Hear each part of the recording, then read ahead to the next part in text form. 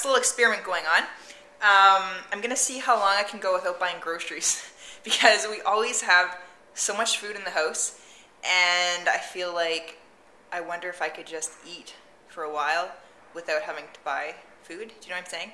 Like, because we have lots of beans, we have lots of grains, which, you know, are kind of your staples, and I got lots of frozen berries and some other frozen fruits, so, and I actually got some frozen vegetables too, so I think I can eat healthfully for the next little while without buying groceries. The only thing that will be missing are my green smoothies because, yeah, I don't have any greens, and I don't even know if I have any greens frozen. I'm gonna have to check that out. And I actually have some broccoli frozen, but I don't know how well broccoli will go in a green smoothie. And I got some cooking to do later to, you know, make sure I don't get tempted to run out and buy something at the grocery store. Just so I can see. It's not that I don't have money for groceries. I can go buy groceries, but it's kind of like, you know, one of those things. One summer, I was working at a kids camp, and I decided to try sleeping without a pillow all summer, just so that, you know, if ever in life I didn't have a pillow, I could still get a good night's sleep because I knew how to sleep without a pillow. So kind of like one of those things. Crazy. Anyways, I gotta get to work. Don't distract me. The one thing that's gonna be difficult is not having any cream or milk for my coffee. Actually, I've done this before, not putting cream or milk in my coffee. And once again, it's one of those things. If I can learn how to drink black coffee, if ever in life there's no cream or milk, I can enjoy black coffee.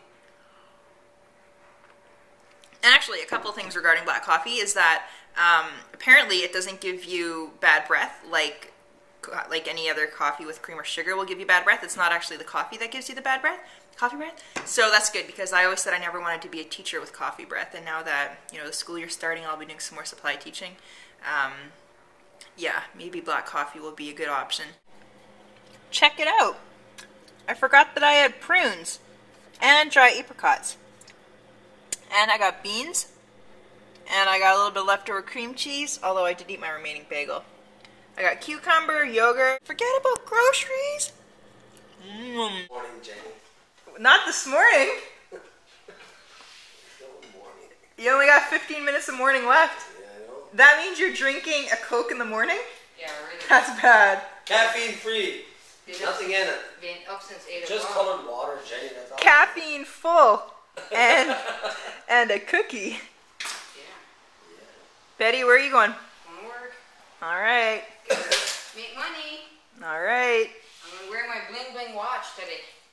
So I'm embarking on mission eat from the cupboard and fridge, or mission no grocery store, and I'm so happy I'm crying. No, I'm so happy, but actually I'm crying because I just chopped onions for that dish, onions for that dish. Oh, I need to blow my nose. What am I cooking? Two of my favorite dishes. Toasted quinoa curry. Basically, it's got the quinoa, which is a grain that is really good for your really high protein. The reason I'm toasting it is just, well, the recipe calls for it, and also it makes it so it gets rid of the bitter taste because quinoa has a bitter taste. So I'm just going to toast that for a few minutes. The pan's still heating up. Then there is olive oil, garlic, onion, celery, apple, curry powder. So that's what you see this for.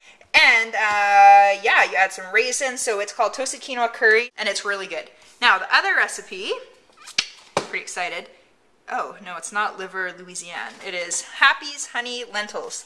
So this one is with lentils, and it has onions, dry mustard, salt, pepper, ginger, and honey. The lentils are just cooking here.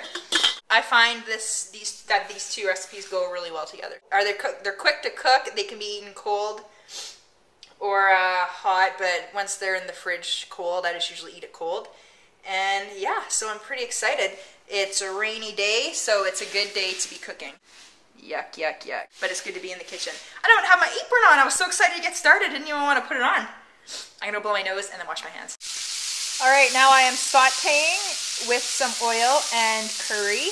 My apples, celery, and onions. Yummers. And the quinoa is cooking in here with some raisins as well. So it's just a really nice, sweet, well, there's just a natural sweetness that you get in this dish from the raisins and apples, of course. My lentils are just about cooked. And then I have to bake those with the honey and onions and some spices. It's gonna be eaten well tonight. All right, so here we are. I've got my lentils with the onions, the spices, and then, oh, it already smells good. And then I'm going to add, oh, it smells good, ginger. The honey. I think there's about half a cup left in there, so I'm just gonna scoop that in. And I'm gonna have to buy myself some new honey, I think. All right, lentils are in the oven, a very dirty oven, I might add, for an hour. Quinoa is, ooh, just about done, I think.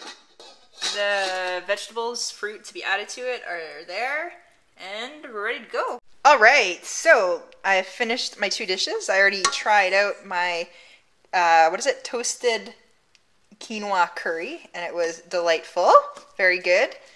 And these are the lentils. Let me give them a stir.